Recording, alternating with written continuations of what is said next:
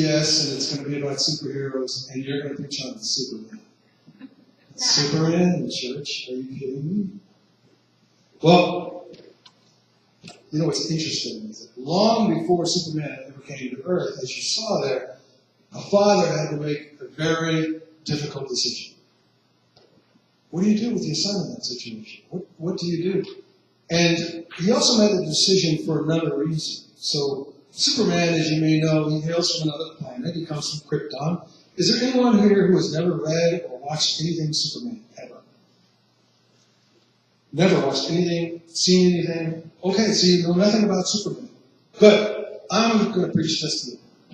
No, I'll explain the story a little bit. Superman is a superhero character that has super strength, and he has super might. He can fly and do all these things because he's an alien from another planet. And his father, as you saw there in the clip, had to send him to the Earth.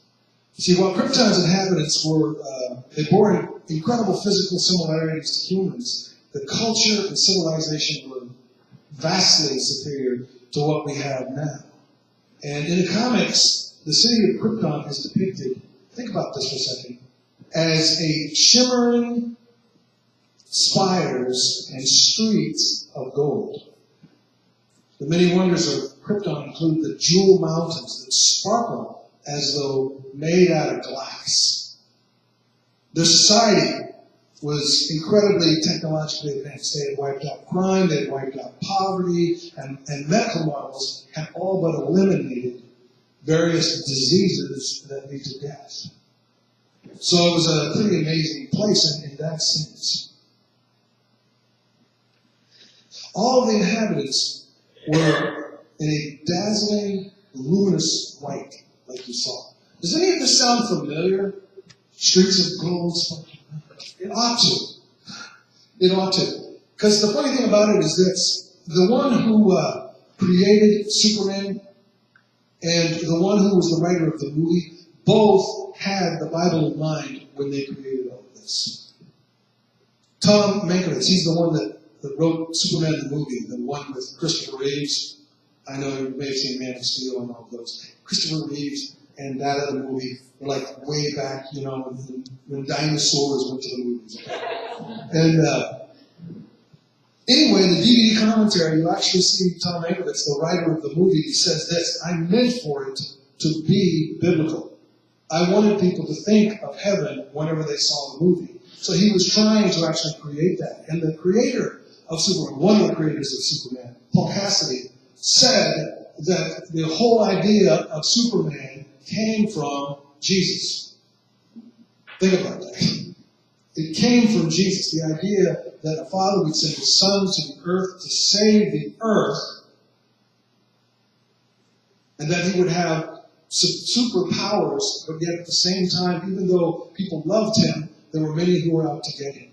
So, in that sense, I want you to think about this for a second. The biblical heaven. And I apologize that we don't have a PowerPoint, but at the internet, I send my stuff to the church through the internet, and then they download it there and then they put it up. So I apologize I don't have my PowerPoint. But let's think about for the biblical heaven. If you think about heaven as being a place where a bunch of people are sitting around on like clouds and things like this, and they're plucking harps, that's not biblical. It's not biblical at all. The biblical heaven is something totally different. In Revelations chapters 21 and 22, if you want to read about heaven, read about it. But think about what it describes heaven as. The Bible describes heaven as a place where there will be rivers, trees, cities, buildings, gates, mountains, and houses. All of these things in heaven. So when the Bible talks about heaven, it's not a bunch of bored people sitting around plucking harps. It is actually about civilization. Once again, what we talked about before, where people rightly relate to God, rightly relate to one another, and rightly relate to the created order. So heaven is a different kind of place. It's not what a lot of people who look outside the church and look in go, well, that's what they don't believe in, some pie in the sky thing. No, it's about the beauty of society in the eternal dimension. Outside of where we are. You know, if Krypton is a figure of heaven, then Jor-El, Superman's father, he's supposed to be an analogy for God. Even his name, by the way, did you notice his name is Jor-El? Superman's name is Kal-El. Where have you heard that before? Anybody? The Lord's name in the Old Testament. El Sabaoth, El Shaddai. You get the idea? The word El means God. So but he wanted to put it at the end of the name because he didn't want to give the idea that that's what it was, that he was somehow trying to say that they were gods. But he put that name on the end of there in order to, once again, hint at the story. And so we have this figure in the movie. You saw Marlon Brando doing his thing. That was Marlon Brando, for those of you who... He was the Godfather as well. Anyway. And he was... Notice in the movie that he was putting the baby in the crib there. And he was trying to send his son, but as he sent his son, it wasn't just to save his son. But he had something else to say. It looked something like this. Marlon Brando, this is the 1978 Blur promotional for the movie. Tell me if this sounds familiar.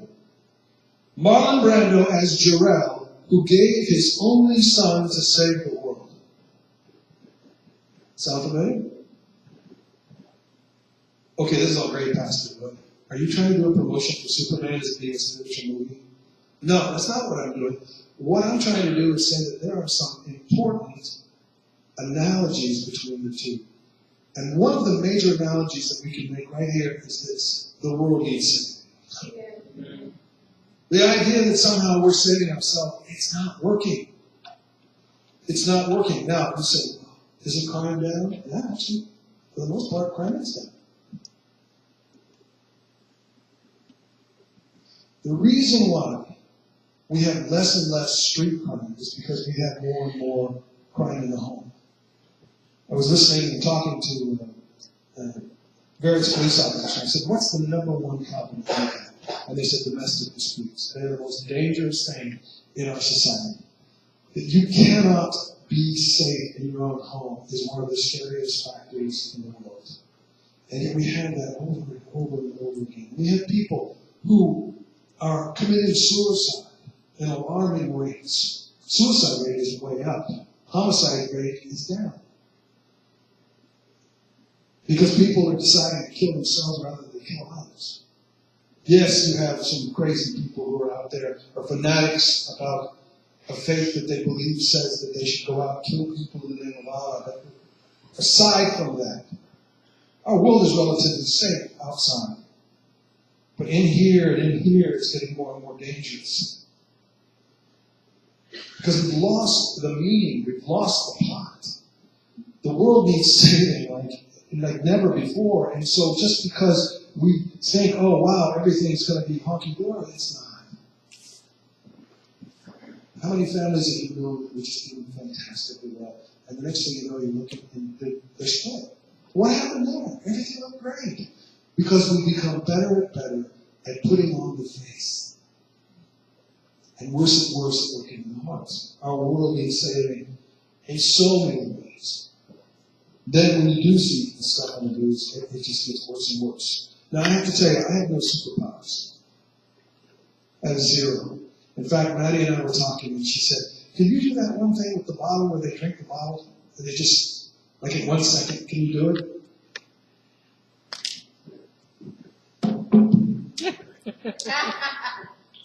Maddie, here's your answer.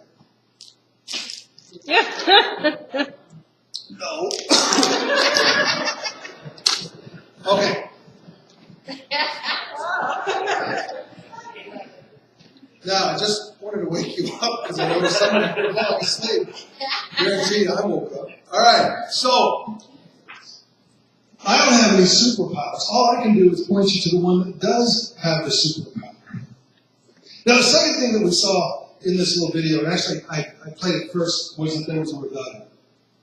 There was a rebellion in heaven, and the idea was this. God says, hey, angels, I made these people, and I want you to go, and I want you to serve these people. Because I made you special so that you could do that. And one of them listens, hey, there's no way I'm going to do that. I am not going to serve these little meat-flesh creatures that you created. They are nasty. They are gross. I'm not going to do it. And a lot of other ones said, yeah, we're not going to do it either. And so there was a rebellion, and so God had to send them away. Because God could not have rebellion and sin in his presence. So we see that as well. And even now in the world, the Bible says that Satan is alive and well. He doesn't harm people. He can't physically destroy people who, are out there because he's not allowed to. He's been bound in this sense. But there's always that presence. And people tell me all the time, oh, you're believing in fairy tales and you believe in things like sin. I'm like, really? Why are we so destructive then? Why are we so self-destructive? You get a person with diabetes, what's the first thing that they want? Sugar. Why? It's the worst possible thing they can have, right? It's like arsenic to a diabetic. Why are they craving carbs? They're craving it because we're self-destructive. You give somebody drugs. You say, hey, don't ever do meth. Meth will mess you up so bad. Look at this picture of this person who was on meth, and the person, they got teeth, faces all deformed. You see the before and the after, and you think, what happened? They turned into a skeleton. Don't do that. Never do that. Person does meth anyway. Next thing you know, they're addicted. That's all they want. And you all have seen it. I know almost every person here has had some connection to somebody with a meth problem, right? And you watch the destruction. Why do people get into that? So many things that just drag them down farther and farther. It's because we have a self-destruction mode. And that self-destruction mode, you see it in other animals. You ever see a dog say, think to itself, hey, where can I find some poison? You ever see birds, running around looking for little ways to off themselves? Although they might, I don't know, maybe that thing in the window, it might be it, but they have a survival instinct. We're supposed to have a survival instinct, but yet we have a suicide rate that's out of control.